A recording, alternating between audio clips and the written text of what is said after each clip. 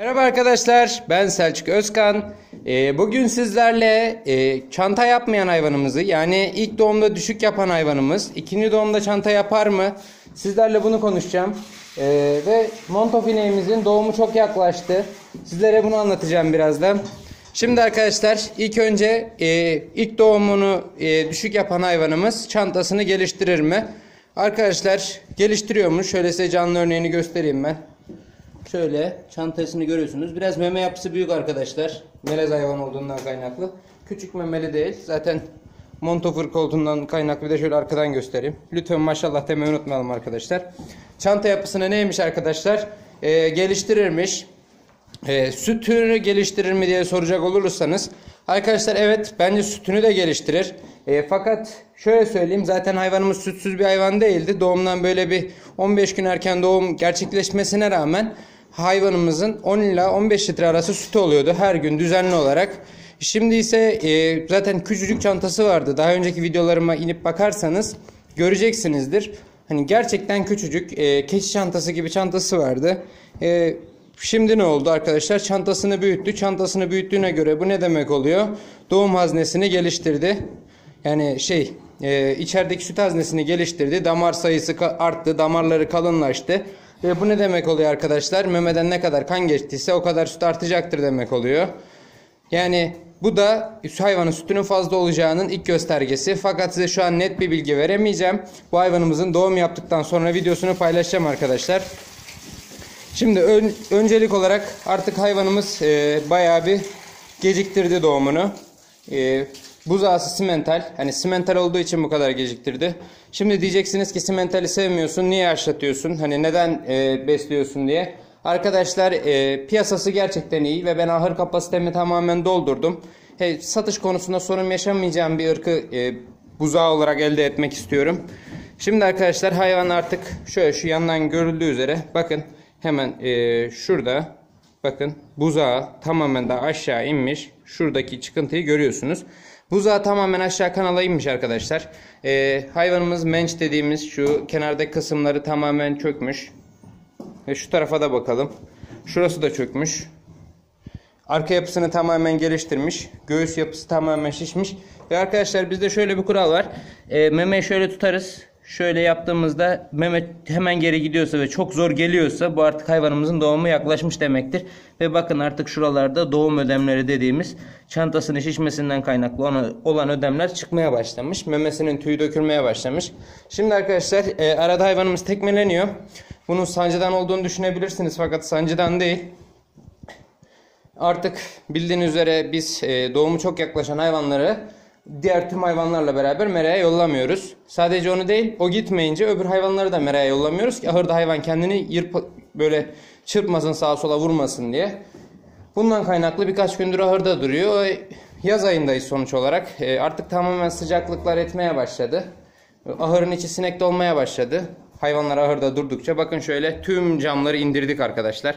Yani camları bildiğiniz ciddi söktük. Yani ahırımızın içi artık gayet ferah. Bir de arkadaşlar hayvanlarımıza şöyle bir tam olarak isim vermeden söyleyeceğim. Bit ve kene için kullanılan bu hayvanların sırtına dökülen bir dış parazit suyu var. Hayvan başı bildiğim kadarıyla 100 mg dökülüyor. Arkadaşlar bu sinek ısırmalarına karşı da önlem olmasını sağlıyor. Hani mesela bakın şu an şu hayvanımız çok rahatsız. İkide bir ayaklarını oynuyor. Çünkü sinekler arka ayaklarına dalıyorlar. Yani dalıyorlar dedim, arka ayaklarına saldırıyorlar. Bakın arkadaşlar şunlara döktüm. Bunlarda herhangi bir sorun yok. Üstlerinde uçan sinek görüyor musunuz? Hayır. Kuyruklarını öyle aşırı derecede bir sallama görüyor musunuz? Hayır. Hayvanlarımız bunlar gayet sakinken bu hayvanımıza dökmedik. Neden dökmedik? Arkadaşlar sonuç olarak ineğimiz artık gününü geciktirmiş. Normal süresinin gününü geciktirmiş. Hani 9 ay 9 gün aslında 9 ay 10 gündür arkadaşlar bu ineklerdeki normal süre. Bu 10 günü de geçirdi artık. 10 gün süresinde doldurdu. Artık buzağısını devam ettirmeye, hani doğum sürecini ilerletmeye, kendini fullediği halde devam ettirmeye başladı. Bu da bizi biraz şüphelendiriyor ama hani acaba buzağı karnında öldü mü, inek atmıyor mu, buzağı doğamıyor mu gibi sorunlar. Fakat şu geliyor hemen aklımıza, eğer böyle bir sorun olsaydı inek aşırı derecede hırpalardı kendini, sağa sola atardı. Yani illaki sancısı olduğunu belli ederdi. Hiç öyle bir durum da olmadı. Bildiğiniz üzere 25 güne kadar süresi var. Yani 25 güne kadar bekleyeceğiz bu hayvanı. Yani kaldı 15 günümüz. 15 gün içerisinde kesin doğum gerçekleşeceğini düşünüyoruz. Allah'ın izniyle sağlıklı bir buzağı bekliyoruz. Buzağı anne karnında hareketsiz olduğunu görüyoruz arkadaşlar. Anne karnında hareketsiz olan buzağların daha fazla erkek olduğunu gözlemledik. Bunu asıl gözlemleme sebebimiz de diğer hayvanların çok fazla doğum olduğunu ve şimdiye kadarki olan doğumlarımızdan aldığımız öngörüler ve yaşlılarımızdan duyduğumuz duyumlar üzerine. Özellikle arkadaşlar bu simental hayvanlar zaten geç doğan buzağlar ve bir de buna eğer erkek olduğu zaman daha da geç doğuyormuş simentaller. Eğer annesinin doğumu gecikmişse mutlaka karnındaki simentaldir. Şimdi bir de şöyle bir yorum gelmişti. Ben size hemen şu yorumu da söyleyeyim. İşte hayvanımız doğum süresini geciktirdi. Birkaç gün geciktirdi. Hayvan tamamen oluşturdu. Çanta yapısını, menç yapısını tamamen oluşturdu. Veteriner geldi. Bunun doğması gerektiğini söyledi. Suni sancıyı vurdu ve hayvanı zorla doğurtturdu. Arkadaşlar bu yanlış bir durumdur. Neden yanlış bir durum?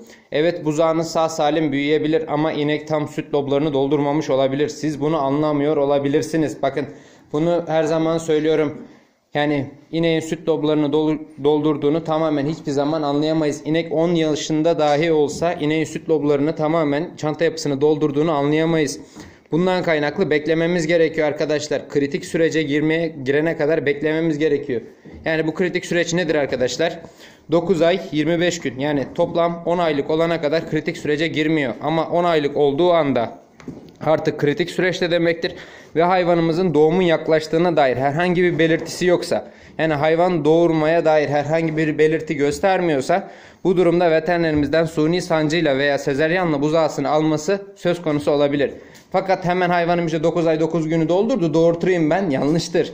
Evet buzağı yaşatabilirsiniz. Buzağı her şekilde yaşar. Neden? Çünkü zaten gelişim sürecini hemen hemen tamamlamış bir buzağıdır. Sağlıklı bir şekilde doğan buzağa göre daha küçük minyon kalacaktır. Gelişim yavaş olacaktır ama yine de sağlıklı bir buzağı olacaktır. Fakat sorun şudur ki hayvanımızın süt lobları tamamen dolmadığı için hayvanımızdan alacağımız verim düşecektir. Hani ben size şunu rahatlıkla söyleyebilirim. Pik döneminde 3 litre kadar bir düşüş olacaktır hayvanınızı eğer siz erken doğuma sürüklerseniz. Bakın mesela arkadaşlar şu hayvanın çantası tamamen doldu, gerildi, menç yapısını falan oluşturdu ama biz bu hayvana neden suni sancı vermiyoruz? Çünkü zaten bu hayvan her geçen gün kendini ağırlaştırdığını görüyoruz. Yani her geçen gün doğuma kendini biraz daha hazırlıyor. Bu süreçte bu hayvana eziyet etmeye gerek yok arkadaşlar. Bu hayvanı işte sürekli doğuma dürtülemeye gerek yok. Neden? İşte çünkü bir de ya doğuma fazla dürtülediğiniz zaman arkadaşlar hayvanın gerçek fizyolojisini bozmuş oluyorsunuz. Meme lobusunu da, meme loblarını, meme bezlerini, meme damarlarını tam geliştirmediği için de sütün miktarı azalmış oluyor. Yani bundan kaynaklı arkadaşlar hayvanınıza genel olarak hormon, suni sancı ve benzeri vermekten çekinin. Her şeyin bir ideal süresi var. Bu süreye kadar bekleyin. Eğer o zamana kadar bir şey olmazsa veya hayvan herhangi bir gelişim göstermiyorsa hayvana zorla bir şeyler yaptırmayalım. Sonuç olarak o da bir canlı. Onun karnındaki de bir canlı. Yani biraz da dış gözle bakmamız gerekiyor arkadaşlar. Beni izlediğiniz için teşekkür ederim. Umarım birine bir yardımım dokunmuştur. Şimdiden hepinize teşekkür ediyorum. Abone ol, yorum ve beğeni yapmayı unutmayalım arkadaşlar. Bir dahaki videoda görüşmek üzere. Beni izlediğiniz için teşekkür ederim.